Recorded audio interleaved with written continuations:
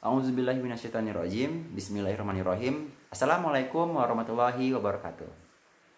Alhamdulillahirabbil alamin. Segala puji bagi Allah yang telah memberikan kita kesehatan, kesempatan dan kemudahannya sehingga kita bisa belajar bareng di video Catatan Sipil. Salawat dan salam kita sajikan kepada baginda besar Nabi Muhammad SAW, karena berkat beliaulah yang telah membawa kita dari alam jahiliyah ke alam yang penuh dengan pengetahuan sampai saat ini. Nah, sebelum kita memulai pembahasannya teman-teman, ada baiknya kita berdoa dulu menurut kepercayaan masing-masing agar pembahasan ini, pembelajaran ini menjadi banyak keberkahan di dalamnya. A'udzubillahi minasyaitonirrajim. Bismillahirrahmanirrahim. Rabbi shrah sadri wa yassir li amri wahlul 'uqdatam min lisani yafqahu qawli. Rabbi zidni ilman warzuqni fahman. Amin. Jadi untuk pembahasan soal keempat, kita akan membahas tentang soal apa yang harus dilakukan jika mutu beton aktual tidak sesuai dengan mutu beton perencanaan. Kita ulang ya. Apa yang harus dilakukan jika mutu beton aktual tidak sesuai dengan mutu beton perencanaan. Nah, biasanya masalah ini sering terjadi ketika kita melakukan pengecoran dengan proporsi yang tidak diperhatikan dengan baik. Itu contohnya kita menggunakan pasir, kerikil, air, dan semen itu asal-asalan. Asal taruh aja, masukin sekop, masukin ke molen, atau sekop aduk-aduk terus. Nah, yang seperti ini nih yang sering bermasalah, itu dia. Dan pada umumnya ketika sudah dicor dan mengeras, ternyata hasil pengujian mutu beton aktual yang sudah mengeras itu tidak sesuai dengan perencanaan. Nah, efek daripada mutu beton yang tidak sesuai ini beragam, mulai daripada bencana sampai dengan was-was.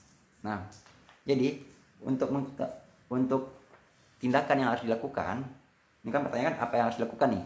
Jadi tindakan nih.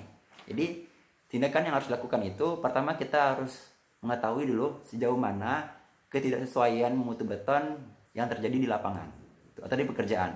Jadi kita harus mengetahui dulu, jangan langsung statement, oh ini mutu beton tidak sesuai, maka kita kita runtuhkan atau kita perkuat.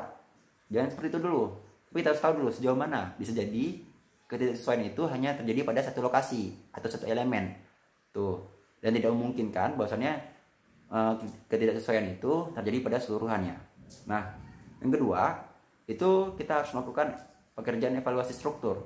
Nah, pekerjaan evaluasi struktur adalah pekerjaan untuk mengecek ulang sejauh mana kinerja daripada struktur tersebut yang menggunakan mutu dan bahan material yang sudah diterapkan. Dikarenakan mutu beton yang kita anggap tadi adalah tidak sesuai, maka kita lakukan pengecekan ulang menggunakan program analisis struktur sehingga keluarlah data output yang menyatakan yang bisa berupa pertama, gedungnya itu aman tanpa ada perkuatan. Tuh, jadi dia walaupun mutunya tidak sesuai, jadi dia masih dikategorikan aman setelah dilakukan pengecekan ulang. Itu dia. Dan ini bukan berarti tidak mungkin, karena dia dibilang ketidaksesuaian itu bisa jadi sedikit atau banyak. Mungkin dia sedikit tidak sesuai tapi dia masih aman. Nah, yang kedua, gedungnya aman tapi perlu perkuatan. Nah, ini dia.